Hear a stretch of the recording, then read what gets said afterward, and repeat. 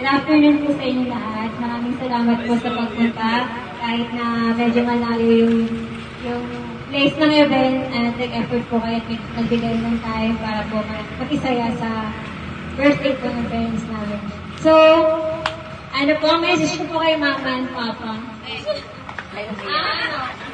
Umiyak ka dyan. Happy birthday.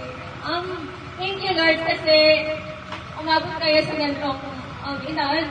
Nakasama pa namin kayo ng malakas pa at napapa-experience sa inyo mga bagay na hindi pa naranasan dati.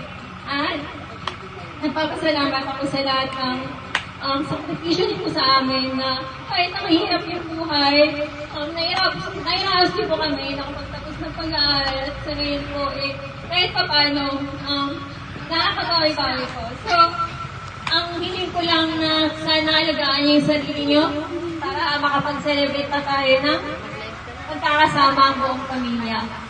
At sana si Papa alagaan niyo yung sarili mo para umabot ka pa ng 100. Pangasan yung mag-iinom, syempre, kasi hindi ka na pabata. So, ayan lang, maraming salamat at happy birthday. Mahal na mahal ko po kayo. So, just thank you. Picture lang kayo.